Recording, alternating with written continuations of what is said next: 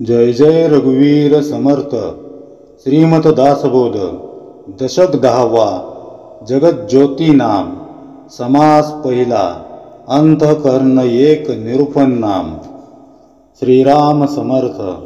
सकळांचे अंतःकरण एक किंवा एक नव्हे अनेक, ऐसे हे निश्चयात्मक मज निरूपावे।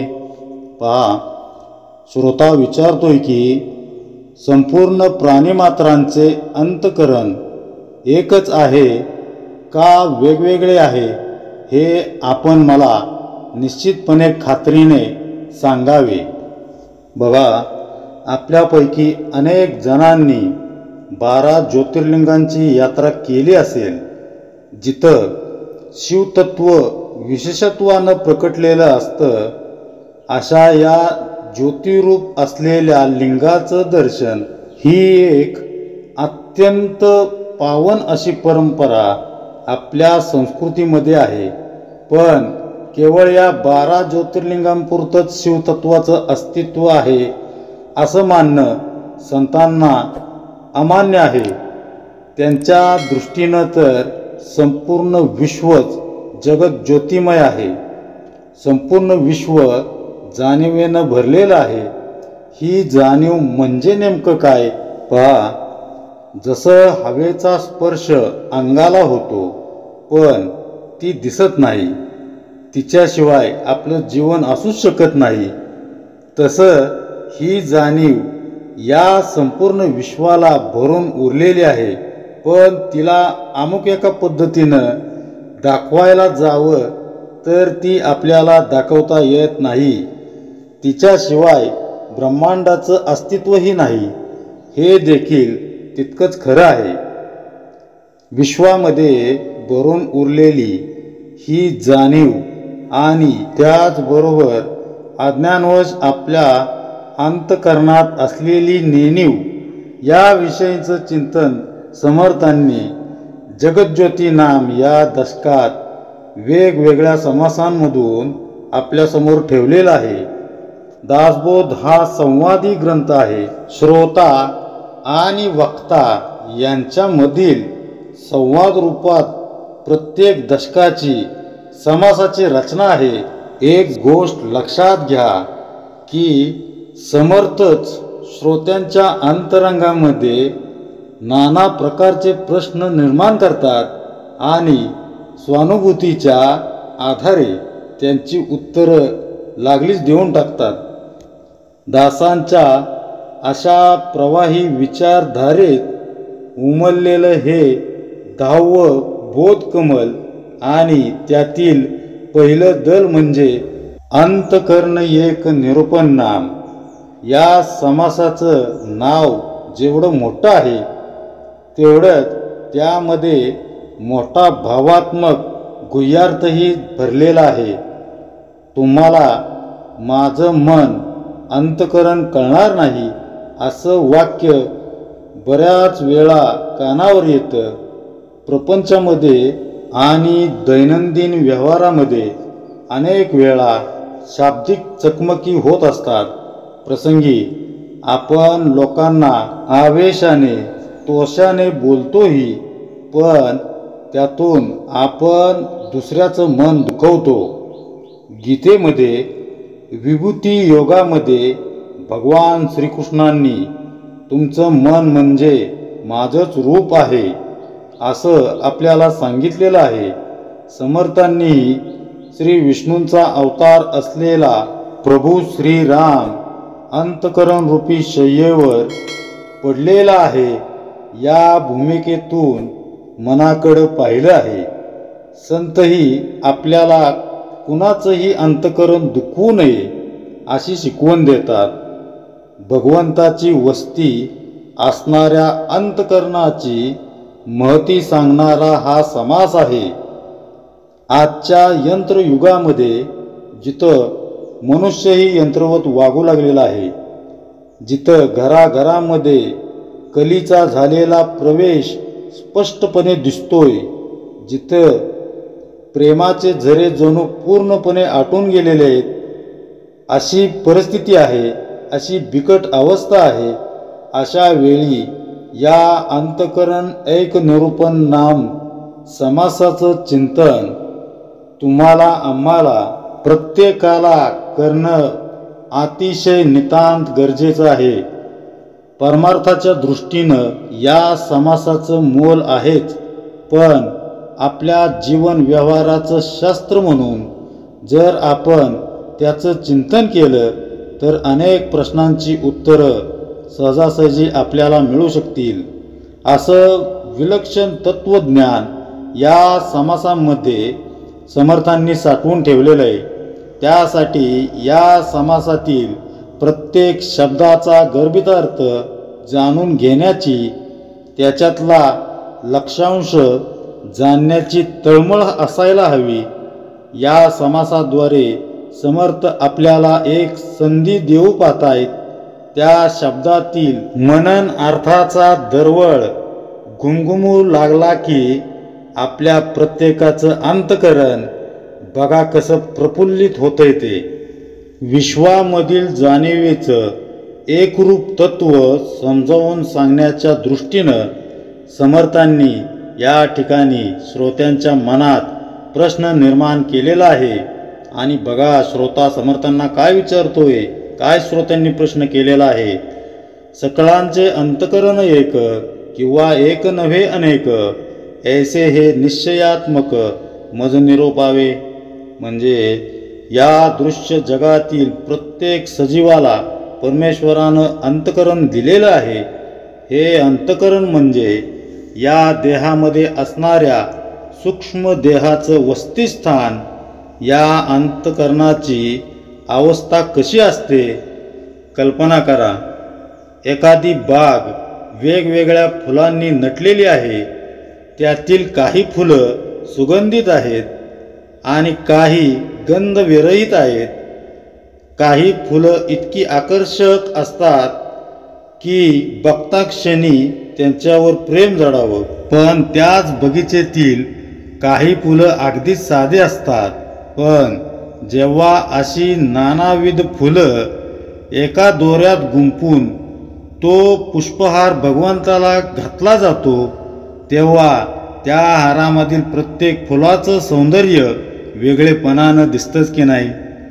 आपण सगळेजण भगवंताच्या बागेत उमललेली फुलंच आहोत. फुलांप्रमाणेच आपल्यातील प्रत्येकाचे स्वभाव वेगवेगळे, गुणधर्म वेगवेगळे, आकार वेगळे. कुणामध्ये सत्वगुण प्रभावी आहे तर कुणामध्ये रजोगुण, तर काहींमध्ये तमोगुण प्रभावी दिसतो. सृष्टी अनंत प्रकारे वैविध्याने नटलेली आहे. अनेक रंग, अनेक गुणधर्म. प्रत्येकाचा पिंड हा ज्याच्या त्याच्या प्रकृतीप्रमाणे, प्रवृत्तीप्रमाणे निरनिराळा वेगवेगळा असतो. परंतु ही विविधांगी, बहुरंगी, बहुढंगी सृष्टी अंतःकरण किंवा जाणीवरूपी दोरीनं सामायिकपणे विणलेली आहे. यातील प्रत्येक सजीव पिंडच काय, निर्जीव वस्तू देखील या जाणीवेच्या दोरीमध्ये भगवंतानं स्वतःच्या हातानं गुंफलेली आहे. जणू तिचा एक सुंदर हार तयार करून आपल्या गळ्यात घालून घेतलेला आहे. सचेतन जिवंत प्राणीमात्रांमध्ये असणाऱ्या एक समान जाणीवेचं व्यक्त स्वरूप म्हणजे त्यांच्या प्रेरणा. सजीव मग तो कुणीही असो, त्याच्याबरोबर तहान, भूक, झोप, प्रेम, क्रोध आदी गोष्टी आल्याच म्हणून समजा. त्यामुळं ज्ञानदशक पचवलेला श्रोता आता समर्थांना योग्य शब्दात आणि योग्य धारणेनं प्रश्न विचारतोय. मला तुमचं कल्पना भावविश्व सांगू नका, तर तुम्ही मला निश्चयात्मक पद्धतीनं समजून सांगा की या सृष्टीमध्ये आढळणाऱ्या प्रत्येक जीवांमध्ये असणारं अंतःकरण एकच आहे की वेगवेगळं आहे. जसं प्रत्येकाच्या शरीरामध्ये यकृत, जठर, मूत्रपिंड असे बरेच अवयव वेगवेगळे असतात, तसं प्रत्येक जीवाचं अंतःकरण देखील वेगवेगळं आहे का एकाच सामायिक अंतःकरणाचे वेगवेगळे बिंदू सर्व पिंडांमध्ये आहेत? याचं उत्तर समर्थ आत्मानुभूतीच्या बळावर अगदी निश्चयात्मक रीतीनं देताना समर्थ म्हणतात, ऐसे श्रोतियांने पुसले अंतःकरण एक की वेगळ आले, याचे उत्तर ऐकिले पाहिजे श्रोती. म्हणजे श्रोत्यांनी जो प्रश्न केला आहे तो सर्वांचे अंतःकरण एकच आहे की वेगवेगळे आहे, याचे उत्तर आता श्रोत्यांनी ऐकावे. समस्तांचे अंतःकरण एक, निश्चयो जाणावा नेमक, हा प्रत्ययाचा विवेक तुझ निरूपिला. म्हणजे सर्वांचे अंतःकरण एकच आहे हे निश्चितपणे जाणावे, हा माझा प्रत्यक्ष अनुभव आहे, तो मी तुला सांगतो. बघा समर्थ काय म्हणतात, समर्थांची ही ओवी अंतःकरणामध्ये कोरून ठेवावी अशी आहे. समर्थ म्हणतात, मी तुला अगदी निक्षून निसंशयपणे सांगतो आहे की सर्वांचं अंतःकरण हे एकच आहे, हा माझा प्रत्यक्ष अनुभव आहे. संपूर्ण विश्वाकडं संत ज्या दृष्टीनं बघतात त्या दृष्टीची आज आपल्याला खरंच कल्पना नाही आहे. त्यामुळं संतांनी सांगितलेल्या गोष्टी, त्यांचे अनुभव हा आपल्याला कल्पना विलास वाटतो. ते त्यांचं कारुण्य आहे असंही आपल्याला वाटतं. संतांना सर्वजण समान असतात. डावं उजवं छक्के पंजे करणं त्यांच्या स्वभावातच नसतं. आजच्या काळात स्वार्थानं लडबडलेल्या प्रत्येक जण जेव्हा स्वतःच्याच फायद्याचा विचार करत असतो तेव्हा एकच अंतःकरण सगळ्यांमध्ये आहे हे कसं मान्य करायचं? समजा कोर्टामध्ये न्यायाधीशानं एखाद्या केसचा निकाल सांगितला, जो असेल ती केस जिंकतो, त्याच्या मनात त्याच्या हृदयात आनंद निर्माण होतो, तर जो हारतो त्याच्या हृदयात विषाद दुःख निर्माण होतं. जर अंतःकरण एकच आहे तर एक गोष्ट अंतःकरणात एकाच वेळेला आनंद व दुःख दोन्ही कसं निर्माण करू शकते, असा हा आपला देहबुद्धीच्या पातळीवरचा प्रश्न आहे. विश्वामध्ये भगवंत प्रेरित सम्यकता, अंतःकरणाची समरसता आपल्याला जाणवत नाही. त्यामुळं समर्थांसमोर श्रोता अत्यंत प्रांजळपणानं ही भावना व्यक्त करतोय की श्रोता म्हणे वक्तयासी, अंतःकरण एक समस्तांसी, तरी मिळोना एक एकासी, काये निमित्त. म्हणजे यावर श्रोता वक्त्याला म्हणतोय की सर्वांची अंतःकरणे जर एकच आहेत तर ते एकमेकांशी समरस का होत नाहीत? पहा, जर सर्वांचं अंतःकरण एकच आहे तर मग एका व्यक्तीचं अंतःकरण दुसऱ्याच्या अंतःकरणाशी का बरं समरस होत नसेल किंवा का बरं समरस होत नाही? खरोखरच हा प्रश्न कालातीत असा आहे. आज अवघं विश्व पैशापेक्षा प्रेमाचं भुकेलेलं आहे. प्रत्येक जीव निरपेक्ष निस्वार्थ प्रेम धुंदाळत आहे. अशा प्रेमाअभावी हा प्रश्न मनात उद्भवणं स्वाभाविकच आहे. आज घरांचे आकार छोटे झालेले आहेत आणि त्यात राहणारी माणसंही विचारानं त्याहून छोटी खुजी झालेली आहेत. प्रत्येकाचं डोकं वेगवेगळ्या दिशेला असतं. त्यांच्यामध्ये संवाद, मायेचा ओलावा, कारुण्य, परस्पर आदरभाव नसतो. त्यांच्या प्रत्येक कृतीला स्वार्थाचा दर्प येतो. समाजात जागोजागी अशा आक्रसलेल्या मानसिकतेची प्रतीकं आपल्याला दिसून येतात. कुणी अनाथाश्रम उभारतं तर कुणी वृद्धाश्रम उभारतं. प्रत्येक कुमारी माता आपलं पाप लपवण्यासाठी नवजात बालकांना कचऱ्याप्रमाणे टाकून देतात, चुकीच्या व्यवहारापायी खून पडतात, मोठमोठ्या पदांवर कामाला असणाऱ्या व्यक्तींची प्रचंड पैसा जवळ असूनही स्वतःच्याच आईवडिलांना सांभाळण्याची इच्छा नसते, घरामध्ये मुलंबाळं आहेत पण त्यांना पैशाशिवाय देण्यासारखं काही आहे अशी संवेदनाच पैशामागं धावणाऱ्या लोकांमध्ये राहिलेली नाही. या भावनिक बोथटपणाविषयी समर्थांना 16व्या शतकामध्ये एका श्रोत्यानं प्रश्न विचारला. त्याच प्रश्नांची तीव्रता या 21व्या शतकामध्ये कमालीची वाढल्याचंच दिसून येतंय. ही जाणीव म्हणजे दुसरं तिसरं काही नसून भगवंताचं निरतिशय प्रेम आहे. या प्रेमामध्येच प्रभू राम खऱ्या अर्थानं रमत असतात. या निरागस प्रेमासाठीच प्रत्येकजण तहानलेला आहे. पण गंमत अशी आहे की भगवंतानं प्रत्येकाला जसं शरीर, इतर अवयव दिलेत तसंच प्रेमाचा कुंभ देखील दिलेला आहे. आपण मात्र या प्रेमाच्या कुंभाला अहंकार, मत्सर, द्वेषापोटी कुलूप लावून त्याची किल्ली हरवून बसलेलो आहोत. आणि मग समर्थांना प्रश्न विचारतोय की सर्वांचं अंतकरण एक असूनही एकाचं अंतकरण दुसऱ्याच्या अंतकरणाशी का बरं समरस होत नसावं, का बरं एकरूप होत नसावं. आजच्या यंत्रयुगातील मनुष्याला अधिकाधिक प्रमाणात एक भेडसावणारी व्यथाच श्रोत्यांनी समर्थांसमोर मांडलेली आहे.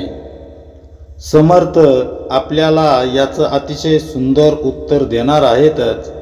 त्यातून आपली जाणीव प्रगल्भ होऊ शकली तर तुमच्या जीवनात, आपल्या जीवनात प्रेमाचा झरा अखंड वाहू लागेल आणि आपलं जीवन सुखमय होईल. तीच या समासाच्या चिंतनाची फलश्रुती असेल. समग्र विश्वाला भरून असलेली जाणीव एकच एक आहे आणि तिचं वस्तिस्थान म्हणजे अंतकरण होय.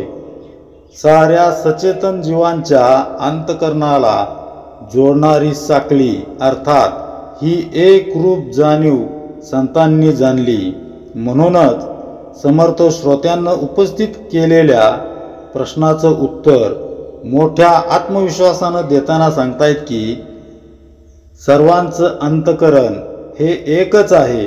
समर्थांचं हे सांगणं विवेक विचारावर तसंच त्यांच्या स्वानुभूतीवर, त्यांच्या संपूर्ण अनुभवावर आधारलेलं आहे. देहबुद्धीचा श्रोता मात्र समर्थांच्या स्वानुभूतीयुक्त शब्दांवर विश्वास ठेवावा की त्याला नित्य अनुभवाला येणारी परिस्थिती सत्य मानावी या द्विधा अवस्थेत सापडलेला आहे.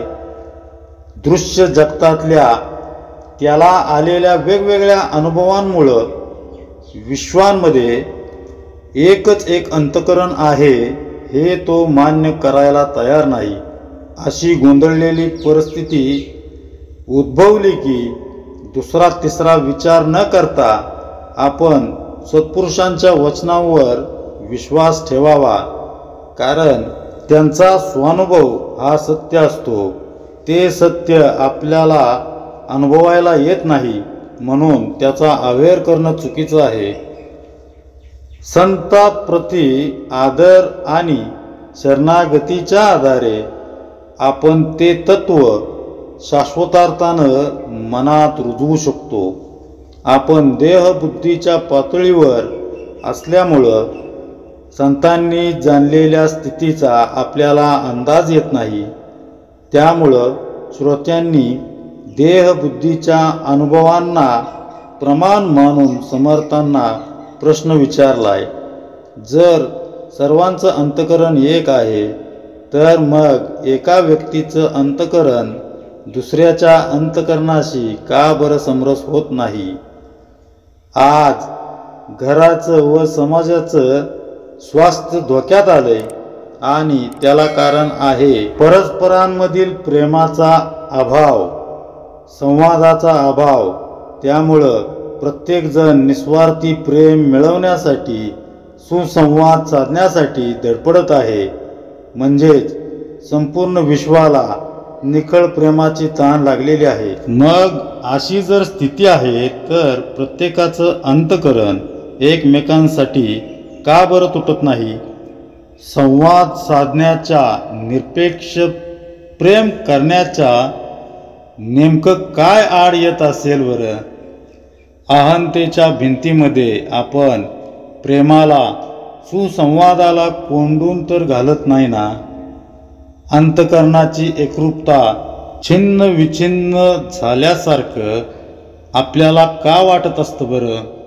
नित्य व्यवहारातील अनुभवामुळंच श्रोत्यांच्या मनात अजून काही प्रश्न येतात.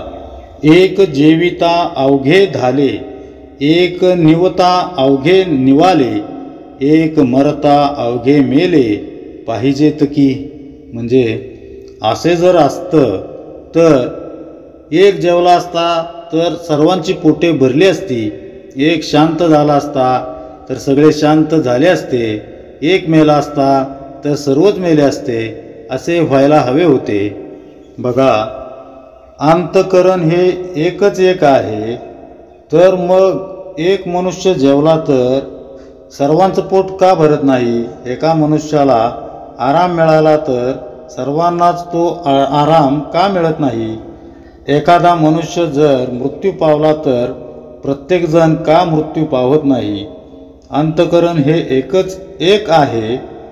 तर मग एका जीवाची स्थिती सर्व जीवांना लागू पडली पाहिजे या निष्कर्षापर्यंत श्रोता पोचलेला आहे. आपण जर आजच्या परिस्थितीकडं बारकाईनं बघितलं तर श्रोत्यानं समर्थांच्या समोर मांडलेल्या प्रश्नाचं स्वरूप अधिक प्रकर्षानं आपल्याला जाणवेल.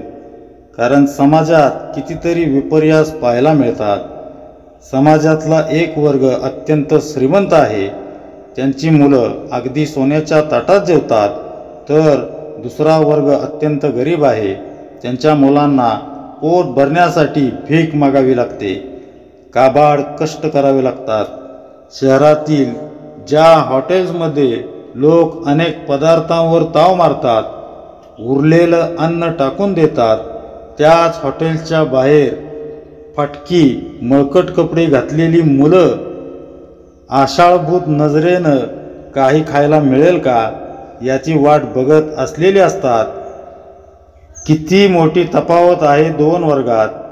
आपल्याही मनात कदाचित असा विचार आला असेलच की काय हे प्रारब्ध, एकीकडं गरिबांना खायला मिळायची मारामार आणि दुसरीकडं श्रीमंत लोकांना अन्नाची किंमतच नाही.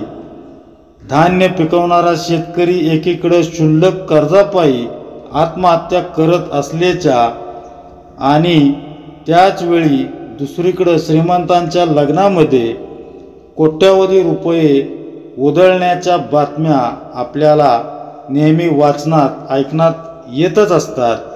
किती विरोधाभास आहे हा. सर्वांचं अंतःकरण जर एकच आहे तर मग एका मनुष्याचं दुःख दुसऱ्याला का कळू नये? दुःखी अंतःकरणावर फुंकर घालण्याचे प्रयत्न का होत नसावेत? त्यामुळं श्रोत्यांना उपस्थित केलेले प्रश्न बरोबर असल्याची आपल्याला खात्री पटते. पुढे, एक सुखी एक दुःखी ऐसे वर्तते लौकिकी, एका अंतःकरणाची ओळखी कैसी जाणावी. म्हणजे जगात एक सुखी तर एक दुःखी असे दिसून येते, तर सर्वांचे अंतःकरण एकच आहे असे कसे म्हणावे, असे कसे जाणावे? बघा, एकाच्या डोळ्यात आनंदाचे तर दुसऱ्याच्या डोळ्यात दुःखाचे अश्रू आहेत. एखाद्याचं नुकसान झालंय तर त्याच वेळी दुसऱ्याला नफा झालाय. अशा तऱ्हेनं एकाच वेळेस दोन विरुद्ध परिस्थिती पाहायला मिळतात. त्यामुळं श्रोत्याचा मुद्दा तो अज्ञानी आहे म्हणून नाकारून चालणार नाही. विश्वामध्ये आपल्याला प्रचंड तफावत दिसते. त्यामुळं समर्थांच्या विश्वामध्ये एकच एक अंतकरण आहे. या निश्चयात्मक सांगण्याला अनुभवायचं कसं? एका अंतकरणाला आचरणाच्या आधारे ओळखायचं कसं? श्रोता पुढं विचारतोय, जनी वेगळाली भावना कोणास कोणीच मिळेना म्हणून हे अनुमाना येत नाही. म्हणजे जगात प्रत्येकाची भावना वेगवेगळी असते, एकाचे दुसऱ्याची पटत नाही म्हणून हे म्हणणे आपल्याला पटत नाही. अंतकरण एक असते तरी एकाचे एकास कळो येते, काही चोरिताच न येते गौप्यगुह्य. म्हणजे सर्वांचे अंतकरण एकच असते तर एकाच्या मनातील विचार दुसऱ्याला कळले असते, मग एखादी गुप्त गोष्ट चोरून ठेवताच आली नसती. बघा, मनुष्याची भावना फार विचित्र आहे. त्याच्या अंतकरणामध्ये एक असतं तर त्याचे शब्द आणि कृती भलतीच असते. जर अंतकरण एकच आहे तर एखाद्या मनुष्याच्या मनामध्ये काय आहे हे समोरच्याला का कळत नसावं? जर अंतकरण एकमेकांच्या मनातलं गौप्य ओळखू शकत नसेल, त्याच्या कृतींमधील तफावत ओळखू शकत नसेल, तर आपण कसं मानायचं की या संपूर्ण विश्वाला एकाच जाणीवेनं व्यापून ठेवलेलं आहे? श्रोता आणखी एक शंका उपस्थित करताना म्हणतो, या कारणे अनुमानेना अंतकर्ण एक हे घडेना, विरोध लागला जना काय निमित्त. म्हणून हा निष्कर्ष काही बरोबर वाटत नाही. अंतकरण एकच आहे हे बरोबर वाटत नाही. जर असे असते तर एकमेकात विरोध किंवा तक्रार का झाली असती? बघा, हे समर्थ माऊली विश्वामध्ये एकच एक अंतकरण आहे हा आपला दृढ निश्चय असेल, पण मी जे काही समाजात बघतोय अनुभवतोय त्यावरून मी या निश्चित भूमिकेपर्यंत आलेलो आहे की या विश्वामध्ये अंतकरणाची एकरूपता असणं अशक्य आहे. आता याचा योग निवाडा आपण माझं समाधान होईल अशा पद्धतीनं समजावून सांगा, अशी विनंती श्रोत्यांना केली आहे. त्यावर समर्थांनी जे विश्लेषण केले आहे ते आपण बघू. विश्वाचं अंतकरण एकच आहे हे समर्थांनी जाणलेलं सूत्र आपण आपल्या देहबुद्धीच्या पातळीवरून या समासामधून समजून घेण्याचा प्रयत्न करत आहोत. या अभ्यासात अनेक प्रकारचे प्रश्न आपल्याला भेडसावतात. ज्यावेळी अंतकरण एक या स्थितीचा आपण विचार करू लागतो तेव्हा स्वाभाविकच आपला अहंकार स्वार्थ आड येतो. देहसुख भोगू पाहणारं स्वार्थ प्रेरित अंतकरण हे एकच आहे असं न जाणता ते आपल्याला वेगवेगळं भासतं. म्हणजे प्रत्येकजण ज्याचं त्याचं अंतकरण घेऊन जगत असल्याचं आपल्याला दिसतं. समर्थांसारख्या संतांनी आत्मानुभूतीनं ज्या एकरूप अंतकरणाची संकल्पना जाणली त्याची अनुभूती आपल्याला नसल्यामुळं आपण वेगवेगळ्या प्रश्नांद्वारे आपल्या देहबुद्धीचे अनुभव समर्थांसमोर ठेवले आणि त्या देही अनुभवाचं खंडन करून एक अंतकरण स्थिती नेमकी कशी असते ते सांगण्याची त्यांना विनंती केली.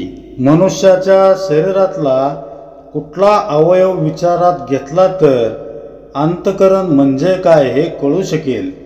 यावर आपण थोडासा विचार केला तर आजचं प्रगत वैद्यकीय शास्त्र देहाचा अगदी सूक्ष्म गुंतागुंतीचा बिघाड देखील सोडवू शकतं. मनुष्याला अंतकरण आहे याबद्दल डॉक्टर निशंक आहेत. मग प्रश्न असा आहे की वैद्यकीय शास्त्राला अगदी अत्याधुनिक यंत्रसामुग्रीच्या मदतीनं देहामधलं अंतःकरण शोधता येईल का? त्याचं स्वरूप कसं आहे हे पाहता येईल का? तर अर्थातच नाही. कारण अंतःकरण हा सूक्ष्म देहाचा प्रांत आहे आणि वैद्यकीय शास्त्र फक्त स्थूल देहापुरतंच मर्यादित आहे. खरं तर सूक्ष्म देहच दुःख व्याधी यांची जननी आहे. पण या सूक्ष्म देहाला शोधायला जावं तर कुठंच त्याचा पत्ता लागत नाही. सध्याच्या धकाधकीच्या जीवनशैलीमुळं अनेक जण रक्तदाब, मधुमेह यासारख्या व्याधींनी ग्रासलेले असतात, त्रस्त असतात. डॉक्टर त्यांना औषधाबरोबर काळजी न करता आनंदात राहायला सांगतात. याचा अर्थ अशा व्याधी बऱ्या होण्यात देहानं घेतलेल्या औषधांपेक्षा आनंदी मन अधिक उपकारक ठरतं. त्यामुळं सर्वप्रथम मनावर उपचार किंवा कार्य करायला हवं, जेणेकरून आपलं मन नेहमी प्रसन्न राहील. वैद्यकीय शास्त्र मनाला उपाधिरहित आनंद देऊ शकत नाही.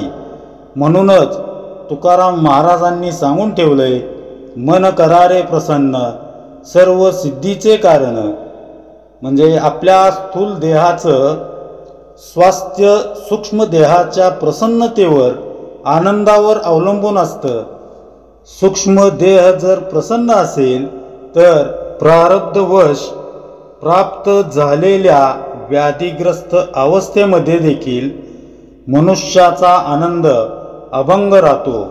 पुढे सर्प ढसाया येतो, प्राणी भेऊन पळतो, एक अंतकरण तरी तो विरोध नसावा. म्हणजे सर्प दंश करायला येतो आणि माणूस भिवून पळू लागतो. जर अंतकरण एक असते तर असा विरोध दिसला असता का? दिसला नसता. ऐसी श्रोतियांची आशंका वक्ता म्हणे चळो नका, सावध होऊन ऐका निरूपण. म्हणजे अशी श्रोत्यांची शंका ऐकून वक्ता म्हणतो की श्रोत्यांनी आपले मन द्विधा होऊन देऊ नका. या प्रश्नाचे उत्तर त्यांनी सावध होऊन ऐकावे. अंतःकरण म्हणजे जाणीव, जाणीव जाणता स्वभाव, देह रक्षणाचा उपाव जाणती कळा. अंतःकरण म्हणजे जाणीव होय. जाणीव म्हणजे जाणण्याची शक्ती. या जाणीवेमुळेच आपल्याला देह रक्षणाचा उपाय सुचतो. बघा, अंतःकरण म्हणजे देहाधिष्ठित असलेला कुठला अवयव नसून जाणीव अर्थातच आहेपणाचं भान म्हणजेच अंतःकरण होय, असं समर्थ सांगतात. अंतःकरणाची एकरूपता ही ब्रह्मांड व्याप्त स्थिती आहे. समग्र ब्रह्मांड हे श्री विष्णुरूपी अंतःकरणाच्या अखत्यारीमध्ये येतं. त्यामुळं अंतःकरण शरीराला अंतरंगात आणि बाह्यांगानं देखील व्यापून असतं. याचं प्रमाण काय? आपल्या नित्य अनुभवाचं उदाहरण घेऊ. आपण कधीतरी आपल्या जिवलग माणसाची अगदी मनापासून आठवण काढावी आणि त्याच वेळी त्या माणसाला तिकडे उचकी लागावी किंवा त्यालाही आपली आठवण व्हावी. हे बऱ्याच जणांनी, बहुतेकांनी अनुभवलेलं असेलच. उचकी स्थूल देहाशी संबंधित असल्यामुळं वैद्यकीय शास्त्र उचकी आणि स्मरणाचा काही संबंध नाही असं कदाचित म्हणतात. पण मग उचकी लागणं, एकाएकी आठवण येणं हे होतं कसं, याची उत्सुकता राहतेच. समजा घरी एखादा बनवलेला पदार्थ परगावी परदेशी असलेल्या व्यक्तींच्या आवडीचा आहे. या नुसत्या आठवणीनं डोळ्यांच्या कडा पाणवतातच ना. आणि नेमका त्याच वेळी त्या व्यक्तीचा फोन येतो, विचारपूस होते की आज कोणता विशेष पदार्थ बनवलेला आहे, असे अनुभव आपल्याला येतात व हा केवळ योगायोग म्हणून आपण त्या घटनांना सोडून देतो. मात्र त्यामागचं सूत्र असं आहे की जेव्हा जाणीव ही अत्यंत शुद्ध असते, तिच्यामध्ये फक्त निरपेक्ष प्रेम असतं, तेव्हा आपल्या अंतरंगाची तार थेट आपल्या स्मरणीय व्यक्तीच्या अंतकरणाशी छेडली जाते आणि मग ती व्यक्ती जवळ असो किंवा दूर असो, म्हणजेच अंतकरण एक असल्याशिवाय हे घडू शकेल का? कुठेही असणाऱ्या व्यक्तीच्या मोबाईलवर अचूक संपर्क साधला जातो आणि हे शक्य होतं ते अदृश्य अंतकरणापर्यंत जाऊन पोचतं. स्मरणाची अर्थात जाणीवेची दोन अंग आहेत. एक आहे ते देहाधिष्ठित स्वार्थाचं, अज्ञानाचं व दुसरं आहे ते वृत्ती व्यापकतेचं. जसं एखादं वस्त्र अंगाभोवती लपेटावं, तशी ही देहाधिष्ठित जाणीव आपण आपल्या देहाभोवती लपेटून घेतो. देहाधिष्ठित जाणीवेमुळं देहाचं सुख ते माझं सुख, देहाचं दुःख ते माझं दुःख अशी भावना प्रगल्भ होऊ लागते. या जाणीवेमुळं अर्थात जाणण्याच्या नैसर्गिक शक्तीमुळं जीवाला देहरक्षण करण्याची, देहाला सुखात ठेवण्याची प्रेरणा मिळत असते. यावर उदाहरण देताना समर्थ म्हणतात, सर्प जाणून डंखू आला, प्राणी जाणून पळाला, दोहीकडे जाणीवेला बरे पहा. म्हणजे या जाणीवेच्या प्रेरणेने सर्प म्हणजे साप डंख करण्यास येतो आणि त्या जाणीवेच्या योगे तो माणूस दुसरीकडे पळतो. या दोघांमध्ये देहरक्षणाची जाणीवच प्रेरणा देत असते, ते लक्षात घ्यावे. म्हणजे सापासमोर एखादा प्राणी आला तर स्वरक्षणार्थ साप त्या प्राण्याला डंक मारू पाहतो. त्याचवेळी सर्पदंशापासून वाचण्यासाठी तो प्राणी लांब लांब पळत जातो. देहाधिष्ठित जाणीव सापाच्या अंतकरणात असा विचार निर्माण करते की समोरच्या प्राण्याला दंश करून मी माझ्या जीवनाचं रक्षण करायला हवं. साप चावतो कधी? ज्यावेळी त्याला स्वतःचं अस्तित्व संकटात आल्याचं जाणवतं तेव्हाच तो चावतो. अर्थात साप जर अकनाक कोणालाही चावला असता तर त्यानं समाधिस्थ नाथांच्या मस्तकी आपलं छत्र धरलं नसतं किंवा महादेवांच्या गळ्यात तो शांतपणे पडलेला नसता. जेव्हा सर्पाची देहाधिष्ठित जाणीव त्याच्या अंतकरणात समोरच्या प्राण्याला दंश करण्यासाठी उद्युक्त करते, तेव्हा त्यावेळीच त्याच देहाधिष्ठित जाणीवेमुळं त्या प्राण्याच्या अंतकरणात स्वतःच्या बचावाची प्रेरणा उत्पन्न होऊन तो लांब पळून जातो. मग प्रश्न असा आहे की त्या प्राण्याला अंदाज कसा आला? समर्थ म्हणतात, दोहींकडे जाणीवेसी पाहिले, जरी अंतकरण एकची झाले, विचारता प्रत्यय आले जाणीव रूपे. म्हणजे दोघांमध्ये जाणीवेची प्रेरणा आहे म्हणून दोघांचे अंतकरण जाणीव रूपाने एकच असले पाहिजे असा प्रत्यक्ष अनुभव येतो. म्हणजे एकच एक असणाऱ्या जाणीवेच्या अर्थात अंतकरणाच्या जाळ्यामुळं एका देहाची प्रतिक्रिया दुसऱ्या देहापर्यंत पोचते. दरम्यान असणाऱ्या नेटवर्कमुळं ती जाणीव पोचते. इथं दोन्हींमध्ये देहाधिष्ठित जाणीव आहे. एकाला चावायचं आहे तर दुसऱ्याला आपला जीव वाचवायचा आहे. म्हणजे अंतकरणाचं नेटवर्कच या जाणीवेचं आदान प्रदान एकमेकांकडं करत असतं. आता याचं दुसरं अंग बघूया. जाणीवेचा साधनेच्या आधारानं अभ्यास करूया. मी म्हणजे देह या आपल्या भूमिकेपासून ही जाणीव सद्गुरूंनी दिलेल्या साधनेमुळं आपल्या देहापासून मोकळी होत आपल्याला वैश्विक जाणीवेमध्ये घेऊन जायला लागते. हा काही पी हळद नि हो गोरा असा प्रकार नाही, पण तरी हा क्रमविकास आहे. अर्थात सद्गुरूंना अशक्य असं काहीच नाही. हा भाग वेगळा आहे. जाणीवेचा विकास करणं म्हणजे वृत्ती व्यापक करणं आहे. जसजशी आपली वृत्ती व्यापक होऊ लागते तसतसा जाणीवेचा परीघ कैक पटीनं विस्तारत जातो. ज्यांची देहाधिष्ठित जाणीव कमी झाली अशा सत्पुरुषांच्या अंतःकरणात या वैश्विक जाणीवेचं अधिष्ठान असतं. हेच वैश्विक मनाशी एकरूप होण्याची अवस्था आहे.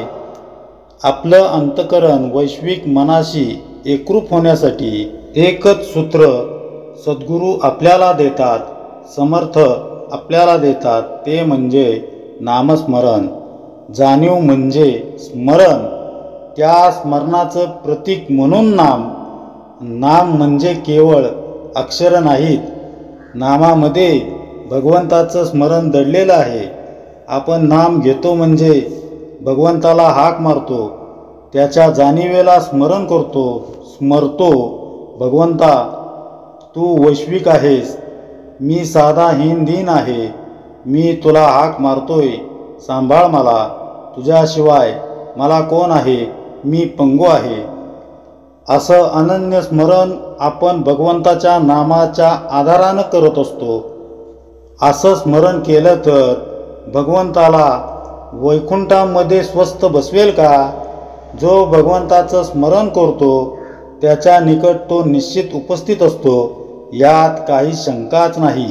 सद्गुरूंनी समर्थांनी आपल्याला सांगून ठेवलंय ना, जो नाम घेतो त्याच्या मागं पुढं मी उभा आहे, असं हे जाणीवेचं शास्त्र आहे. जाणीव याचा अर्थ स्मरण. हे कुठून आलं? जाणपण निरूपणामध्ये समर्थांनी जाणपण याचा अर्थ स्मरण असं स्पष्टपणे सांगितलंय. देहाधिष्ठित जाणीव देहाच्या सुखदुःखापुरती मर्यादित राहते आणि तीच जाणीव वैश्विक होऊ लागली की ती परमात्म्याला आपल्याकडं खेचून आणते. असं हे जाणीवेचं अत्युत्तम स्वरूप समर्थ आपल्याला सांगत आहेत. देहाधिष्ठित भूमिकेवरून जर एक रूपकत्व बघायचं असेल तर या विश्वातल्या प्रत्येक जीवाला बघावं. प्रत्येक जीवाला तहान भूक सारखीच आहे. प्रत्येकामधले काम क्रोधादी षड्रिपू ते देखील सारखेच आहेत. प्रत्येकाच्या चवी देखील समानच आहेत. या सगळ्यांमधलं एक रूपत्व हा देह कशा अर्थानं समजून घेत असेल तर ते देहाला अंतर्बाह्य व्यापून उरलेल्या जाणीवेच्या आधारानं देहबुद्धीच्या पातळीवरील ही एक समान जाणीवच अंतःकरणाची एकरूपता समजून घेण्याचं साधन आहे. अशा या देहाच्या जाणीवेपासून वैश्विक जाणीवेपर्यंत जाण्याच्या विलक्षण शास्त्राचा अंतिम टप्पा आपण पुढील निरूपणात बघूया. समर्थ वैश्विक जाणीवेचं स्वरूप या समासातून आपल्या समोर ठेवत आहेत. जाणीव या शब्दाचा अर्थ स्मरण. देहाधिष्ठित जाणीवेमुळं देहाच्या सर्व क्रिया चालतात. किडा, मुंगी, श्वापद, मनुष्य या सर्वांमध्ये स्वदेहाचा सांभाळ करण्याची, स्वदेहाला सुखी ठेवण्याची समान प्रवृत्ती अर्थातच जाणीव त्यांच्या ठायी असते. म्हणजेच प्रत्येकामध्ये जाणीवेचा अंश एक समान असतो. या जाणीवेच्या आधारे समर्थांना एक अत्यंत महत्त्वाचं सूत्र आपल्याला सांगायचं आहे. संपूर्ण ब्रह्मांडाला व्यापून असते ती वैश्विक जाणीव. तिचं देहाधिष्ठित स्वरूप म्हणजे स्वार्थ. पण जेव्हा ही जाणीव आपण साधनाभ्यासाद्वारे सद्गुरू कृपेच्या मदतीनं भगवंताकडे वळवतो तेव्हा ही जाणीव भगवंताला आपल्यापर्यंत खेचून आणण्याचं माध्यम ठरते. समर्थ ज्या जाणीवेचं विस्तारपूर्वक वर्णन या समासात करत आहेत ते भगवंताला आपल्यापर्यंत घेऊन येण्याचं विलक्षण असं शास्त्र. अगदी थोडक्यात सांगायचं म्हणजे निर्मळ अंतकरणानं तीव्र तळमळीनं भगवंताला हाक मारण्याची प्रवृत्ती तेव्हाच तयार होईल जेव्हा आपल्याला वैश्विक अंतकरणाची संकल्पना आचरणामध्ये उतरवता येईल. मग हे करावं कसं? त्याचं अत्यंत सोपं सूत्र आहे ते बघा. जयाच्या मुखी सर्वदा नामकीर्ती असे सद्गुरू सांगतात. एक वेळ तुम्ही नाम घेतलं नाही तरी चालेल, पण माझ्यावर एक उपकार करा, कधीही कोणाचं मन दुखवू नका. अंतकरण दुखावणं म्हणजे प्रत्यक्ष भगवंताला दुखवण्यासारखं आहे हे लक्षात ठेवा. एखाद्याच्या अंतकरणाला कुणी दुखवलं तर दुखवणाऱ्या माणसाला देखील त्रास होतोच ना. एखाद्याला आपण चिडून रागानं द्वेषानं बोललो तर समोरचा मनुष्य व्यथित होतोच, पण त्याचबरोबर बोलणारी व्यक्ती कितीही पाषाण हृदय असली तरी क्षणभर का होईना तिच्याही हृदयाला पीळ पडतोच. त्यामुळं संत सांगतात अंतकरण दुखावणं म्हणजे समर्थांना अभिप्रेत असलेल्या वैश्विक जाणीवेलाच दुखवल्यासारखं आहे. जेव्हा आपण दुसऱ्याचे दोष बघत असतो तेव्हा आपण आपलेच अंतकरण मलिन करत असतो, कारण दुसऱ्याचे दोष दिसतात. याचाच अर्थ त्याचं मूळ आपल्याच अंतकरणात असतं. या उलट सत्संग, भजन, सामूहिक उपासना यामुळं आपल्या अंतकरणाला जेव्हा प्रसन्नतेचा अनुभव येतो, जेव्हा आपलं मन संपूर्ण समूहाला भरून टाकत असतं, तेव्हा त्या समूहातल्या प्रत्येक व्यक्तीची भावना अंतकरण एक स्थितीसारखीच झालेली असते. त्यामुळं सद्गुरू म्हणतात मन कोणाचे कधी न दुखवावे हा बोध आपलं वर्तनसूत्र ठरावं हे लक्षात ठेवा. पुढे जाणीव रूपे अंतकरण सकळांचे एक हे प्रमाण जीव मात्रांस जाणपण एकची असे. जाणीव रूपाने सर्वांचे अंतकरण एकच असते, म्हणजे प्रत्येक जीव मात्रात जाणीव एकच असते. एके दृष्टीचे देखणे, एके जिव्हेचे चाखणे, एकने स्पर्शने वास घेणे, सर्वत्रांस एक म्हणजे डोळ्यांनी पाहणे, जिभेने चव घेणे, ऐकणे, स्पर्श करणे, वास घेणे या इंद्रियांच्या क्रियेमागील प्रेरणा देणारी जाणीव सर्वात एकच असते. पक्षू पक्षी किडा मुंगी जीव मात्र निर्माण जगी, जाणीव कळा सर्वा लागी एकची आहे. म्हणजे पशु पक्षी किडा मुंगी किंबहुना जगात जन्माला आलेला जीव या सर्वांना जाणीव एकच असते. सर्वांस जळ ते शीतळ, सर्वांस अग्नी ते जाळ, सर्वांस अंतकर्ण केवळ जाणती कळा. म्हणजे सर्वांना पाणी गारच लागते, अग्नी उष्णच लागतो. त्याचप्रमाणे सर्वांचे अंतकरण म्हणजे जाणीव एकच असते. आवडे नावडे ऐसे झाले तरी हे देह स्वभावावरी गेले, परंतु हे कळो आले अंतकर्ण योगे. म्हणजे प्रत्येकाची आवड निवड ही ज्याच्या त्याच्या देह स्वभावानुसार असते, पण प्रत्येकाला तिचे ज्ञान जाणीवेच्या अंतकरणाच्या योगेच होते. सर्वांचे अंतकर्ण एक ऐसा निश्चयो निश्चयात्मक, जाणती याचे कौतुक चहूकडे. म्हणजे तेव्हा सर्वांचे अंतकरण एकच एक आहे हे आता अगदी पक्के निश्चित झाले.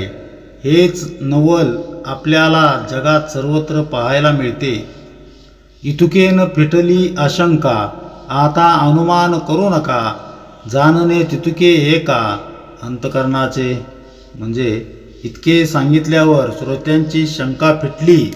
आता श्रोत्यांनी उगीच तर्क काढू नयेत. ही जाणीव म्हणजेच जाणणे हे एका अंतकरणाचेच असते. जाणून जीव चारा घेती, जाणून भीती लपती, जाणून या पळून जाती प्राणी मात्र.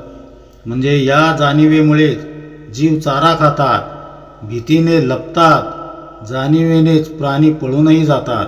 किडा मुंगी पासून ब्रह्मादिक, समस्तांस अंतकरण एक, ये गोष्टीचे कौतुक प्रत्यय जाणावे. म्हणजे किडामुंगीपासून ब्रह्मदेवापर्यंत सर्वांचे अंतकरण एकच आहे, या गोष्टीचे कौतुक प्रत्येकाने अनुभवाने जाणावे.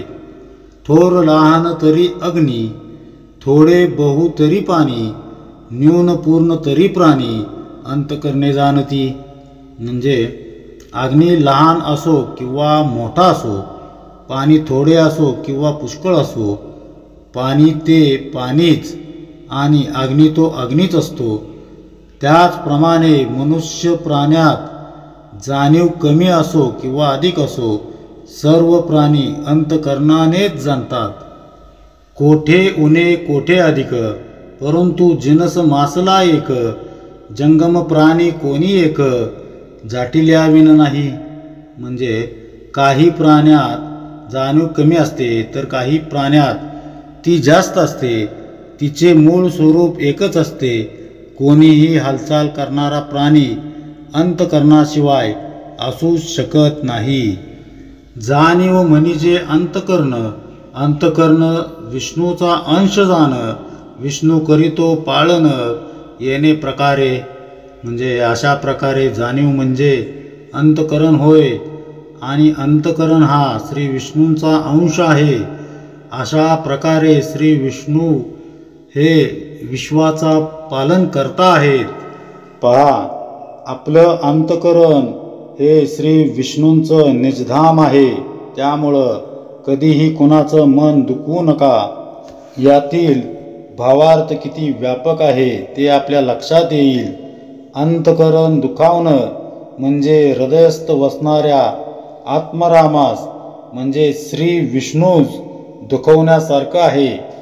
जाणीवेचं स्वरूप जेव्हा अंतकरणामध्ये प्रगल्भ होतं तेव्हा हे विश्व आपल्याला श्री विष्णुमय दिसू लागतं. हे जाणीवेचं आपल्या जीवनामधलं महत् कार्य आहे. संपूर्ण विश्व श्री विष्णुमय दिसू लागणं ही जाणीव, पण जेव्हा ती देहाधिष्ठित होऊ लागते तेव्हा ती नेणिवेमध्ये बदलू लागते. या जाणीव नेणिवेचे परिणाम सांगताना समर्थ लिहितात, नेनता प्राणी संवारतो, नेनिव तमोगुण बोली जेतो, तमोगुणे रुद्र संवारितो येणे प्रकारे. म्हणजे ज्यांच्या ठिकाणी जाणीव नसते त्या प्राण्यांचा नाश होतो. म्हणून तमोगुणाचे लक्षण नेणीव हे आहे. अशा रीतीने रुद्र तमोगुणाने संहार करतात. काही जाणीव काही नेणीव हा रजोगुणाचा स्वभाव, जाणता नेनता जीव जन्मास येती. म्हणजे थोडी जाणीव आणि थोडी नेणीव हा रजोगुणाचा स्वभाव आहे. असे जाणीव नेणीवयुक्त जीव पुन्हा जन्माला येतात. म्हणजे जाणीव संपली की जीव नाश पावतो. नेणिवेमध्ये तमोगुणाचं प्राबल्य असतं. त्यामुळं तमोगुणानं रुद्र अर्थात श्री शंकर संहार करतात. जेव्हा आपलं अज्ञान अंतकरणाला व्यापतं तेव्हा या रुद्राचा महासंहारच आपल्या अंतरंगातल्या नेणिवेला दूर करून श्री विष्णुरूपी जाणीवेकडं आपल्याला आग्रेषित करत असतो. जेव्हा जाणीव काही प्रमाणात देहाधिष्ठित तर काही प्रमाणात वैश्विक असते तेव्हा ती रजोगुणाची अवस्था असते. असं जाणीव व नेणीव मिश्रित अंतःकरण असणारे जीव या जन्मातून दुसऱ्या जन्मात संक्रमण करतात असं समर्थ सांगतात. पुढे जाणीवेने होते सुख, नेणिवेने होते दुःख, सुखदुःख आवश्यक उत्पत्ती गुणे. म्हणजे जाणीवेने सुख अनुभवायला मिळते आणि नेणिवेमुळे दुःख भोगावे लागते. म्हणून जीव जन्माला आला की त्याला सुख व दुःख दोन्ही भोगावे लागते. पुढे जाणण्या नेणण्याची बुद्धी, तोची देही जाणावा विधी, स्थूळ देही ब्रह्मात्री शुद्धी उत्पत्ती करता. पहा, जीव जाणीवेमुळे सुख तर नेणिवेमुळं दुःख भोगतो. त्यामुळं जीव जन्माला आला की त्याला सुखदुःख भोगावंच लागतं. जीवाची जाणीव नेणीव मिश्रित सर्जनशील बुद्धी म्हणजेच त्याच्या अंतःकरणातला ब्रह्मदेवाचा अंशच. सकल सृष्टीचा निर्माता ब्रह्मदेव आपल्या देहातच वास करून असतात.